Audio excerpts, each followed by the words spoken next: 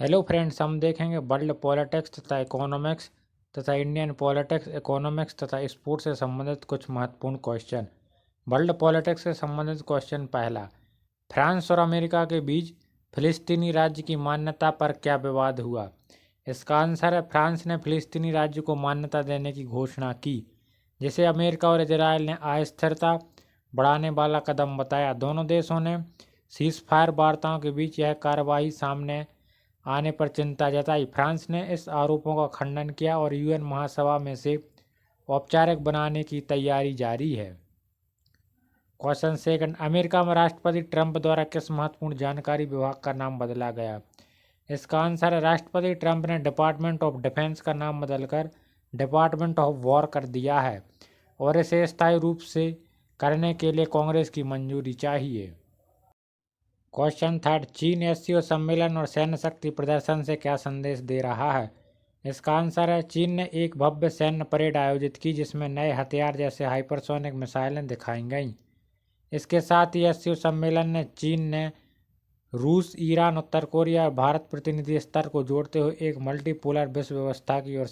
Question four, Britain में आज क्या राजनीतिक बदलाव हुए? इसका आंसर है एंजिला रेयन ने टैक्स विवाद और मंत्री कोड उल्लंघन के कारण इस्तीफा दे दिया। इसके बाद प्रधानमंत्री कीर स्टारमर ने एक नया मंत्रिमंडल नियुक्त किया। जेसन स्टॉकवुड, लेडी ज्योक्वे स्मिथ और लॉर्ड पैट्रिक वेलिंस जैसे नाम शामिल रहे। होम सिक्योरिटी की जिम्मेदारी साहिबाना महमूद को सौंपी गई। क्वेश्चन 5, विदेशी सहायता फॉरेन एड देने में क्या खतरा माना जा रहा है? इसका आंसर, एक विश्लेषण बताता है कि पश्चिमी देशों द्वारा विदेशी सहायता की कटौती के बावजूद जब यह सहायता दी जाती है तो वह राजनीतिक हिंसा को पोषित कर सकती है। इस दृष्टिकोण से एड पर पुनर्विचार की आवश्यकता जताई गई है।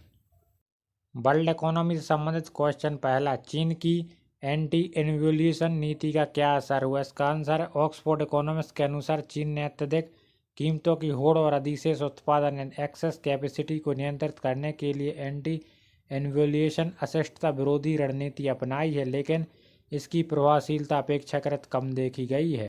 क्वेश्चन सेकंड, दक्षिण अफ्रीका के निवेश आकर्षण में क्या बदलाव आया है?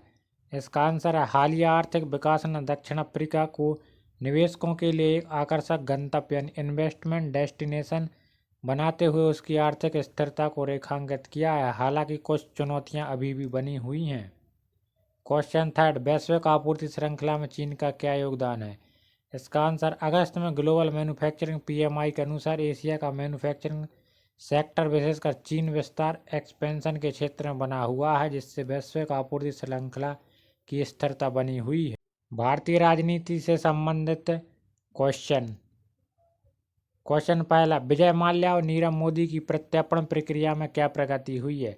इसका आंसर, आज की प्रमुख खबरों में बताया गया है कि विजय माल्या और नीरव मोदी के प्रत्यर्पण से संबंधित मामलों में संभावित प्रगति हो रही है। इससे राजनीतिक और न्यायिक दृष्टिकोण से गंभीर प्रत्यर्पण प्रक्रिया पर ध्यान दिया जा रहा है। क्वेश्चन सेकंड, कनाडा ने खालिस्तानी आतंकवादी समूहों को लेकर क्या रिपोर्ट जारी की? कनाडा सरकार की नई रिपोर्ट में खुलासा किया गया है कि कुछ खालिस्तानी चरमपंथी समूह कनाडा में सक्रिय हैं और गैर लाभकारी संगठनों के माध्यम से धन जुटा रहे हैं। क्वेश्चन थर्ड, जीएसटी में आज सरकार ने क्या घोषणा की? आज सरकार ने कई आम उपयोग की वस्तुओं पर जीएसटी दरों में कटौती की घोषणा की और यह नई दरें इस महीने 22 सितंबर से प्रभावी हो जाएंगी। मुख्य आर्थिक घटना भारत से संबंधित क्वेश्चन पहला, वित्त मंत्री निर्मला सीतारमण ने जीएसटी को सुधार क्या बताया? निर्मला सीतारमण ने हालिया जीएसटी सुधार को जन सुधार यानी पीपल रिफॉर्म बताया, जो लगभग 400 वस्तुओं पर कर दरों में समायोजन के जरिए घरेलू खर्च कम करेगा और उपभोग को बढ़ावा देगा। क्वेश्चन सेकंड, जीएसटी सुधार की वजह से कौन सी चीज़ें सस्ती होंगी?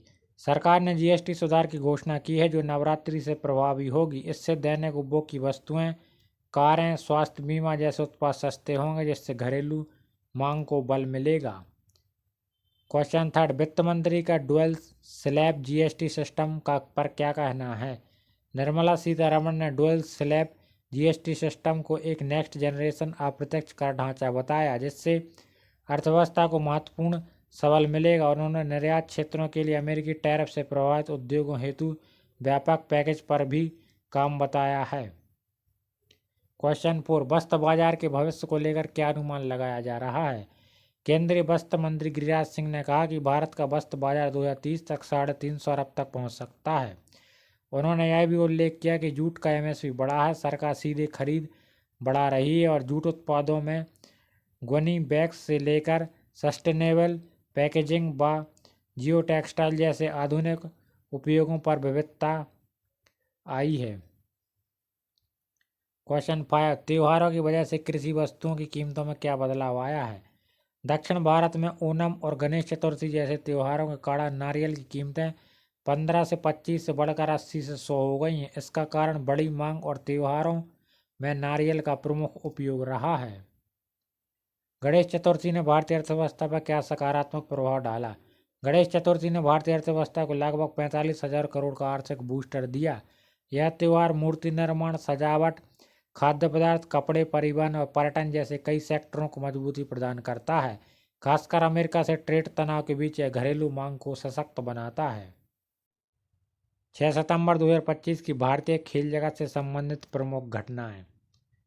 क्वेश्चन पहला, महिला हॉकी में एशियाई कप में भारत ने कैसा प्रदर्शन किया?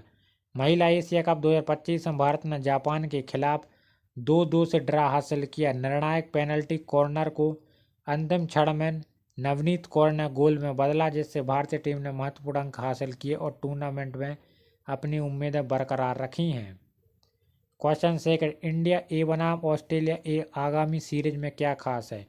बीसीसीआई ने इंडिया ए के लिए 15 सदस्यों वाली टीम का ऐलान किया, जिसमें श्रेयस अय्यर को कप्तानी सौंपी गई। पहला 4 दिवसीय मैच 16 सितंबर से लखनऊ में और दूसरा 23 सितंबर से होगा, जिसमें केएल राहुल और मोहम्मद सिराज शामिल होंगे। Question 3, junior open squash championship में भारतीय प्रदर्शन कैसा रहा?